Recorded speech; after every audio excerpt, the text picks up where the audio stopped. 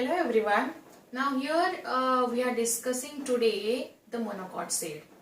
So monocot seed means, as we all know the meaning of monocot. Monocot means it should have only one cotyledon. So one cotyledon means like see, you can see here, this is the endosperm, this is the embryo, and it has only one part which is represented as a cotyledon. So yes, this is the structure of monocot seed. Now this is the structure which is very important in terms of NEET exam. NEET exam में इस पे बहुत बार question आ चुके हैं. You may get question like diagram based question पूछे जा सकते हैं. एल्यूरॉन लेयर पे काफी बार क्वेश्चंस पूछे जा चुके हैं. So in a way this is a very important structure. आपके एनसीईआरटी के बुक में इसको इंपॉर्टेंट मार्क करके रखिए. And yes, this is the structure of monocot seed. इसको दिमाग में बिल्कुल प्रिंट करके रखिए. आप जितना प्रैक्टिस करोगे उतना आपका डायग्राम ड्रॉ करने का स्किल बहुत ज्यादा शार्प होते जाएगा.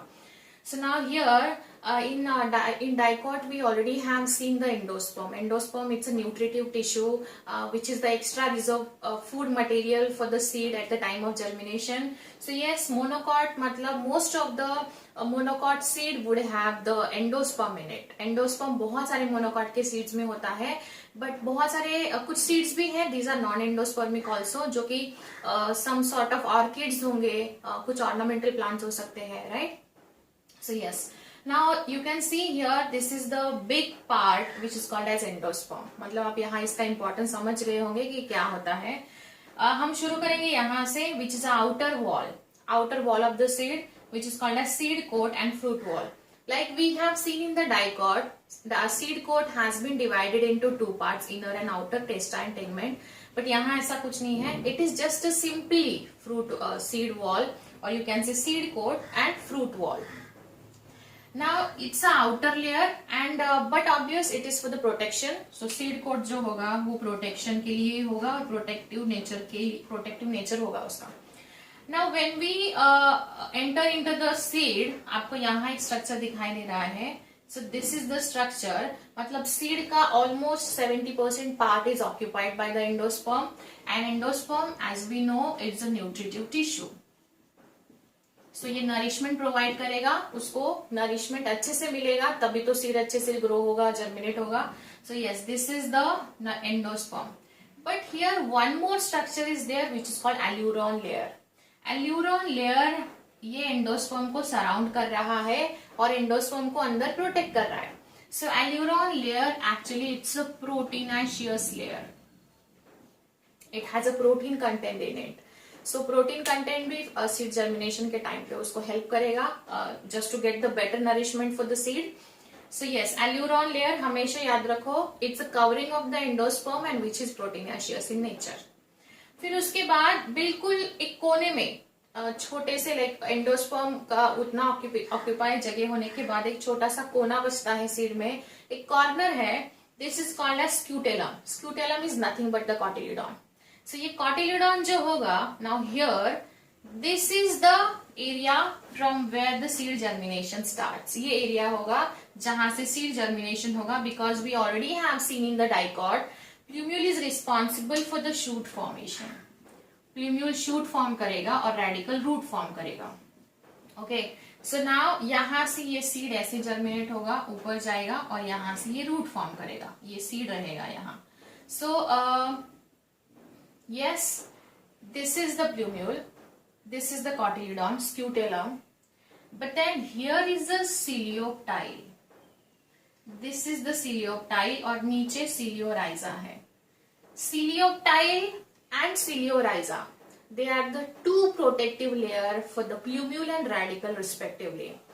Because plumule प्लांट वो सीड के लिए बहुत इंपॉर्टेंट पार्ट है, बिकॉज आगे जाके वही क्या करने वाला है, रेडिकल में डेवलप होने वाला है, शूट में डेवलप होने वाला है. सो इसका मतलब ये है उसको कुछ ना कुछ प्रोटेक्शन के लिए चाहिए at the early life. Radicle still also requires one structure for the protection. So आप इसको कैसे याद रखोगे, कंफ्यूजन होने का चांसेस है.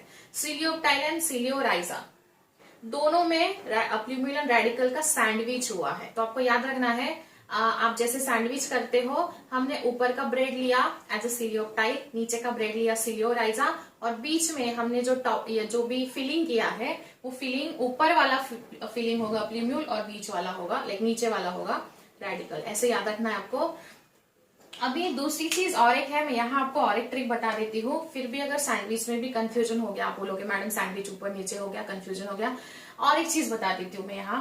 सीलियोप्टाइल एंड सीलियोराइजा, ऑलवेज रिमेम्बर, राइजा मतलब रूट, सीलियोराइजा, इसका राइजा का मतलब होता है रूट। तो ये तो बहुत सिंपल हो गया ना, अभी सैंडविच बनाने से भी इजी हो गया। सीलियोराइजा, राइजा मतलब क्या, रूट। तो ये क्या हो जाएगा, सीलियोराइजा रूट को प्रोटेक्ट करेगा। तो अगर राइजा प्रोटेक्ट कर रहा है तो सीलियोप्टाइल तो शूट को ही प्रोटेक्ट करेगा ना। सो आपको ऐसे याद रखना है, आपको ऐसी ही स्ट्रैटेजीज बनानी है। फिर अभी आप बोलोगे मैडम हम रेडिकल एंड प्ल्यूम्यूल को कैसे याद रखें, बहुत इजी है, R for radicle, R for root, ठीक है। सो ऐसे याद रखो, आप कभी भी नहीं भूलोगे। ये स्ट्रक्चर दिमाग में प्रिंट कर लीजिए। Aleurone layer is a proteinaceous layer and it is a protein contained compound, so that it helps, it provides nourishment along with the endosperm to the germinating seed.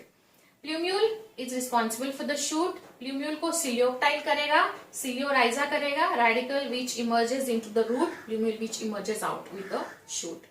ठीक है, this is the structure of monocot seed. बहुत easy है, लेकिन at the same time it's very important. Now we have to understand, हमने जैसे dicot का seed में पढ़ा है, डाइकॉट के सीड में हमने लास्ट सेशन में पढ़ा है कि यहां एक नोड था, राइट, ये नोड था, और यहां क्या था, और रेडिकल था, यहां था plumule, and this is whole structure is embryonal axis, this is whole structure is embryonal axis. Now यहाँ एक चीज मुझसे रह गया आपको बताना।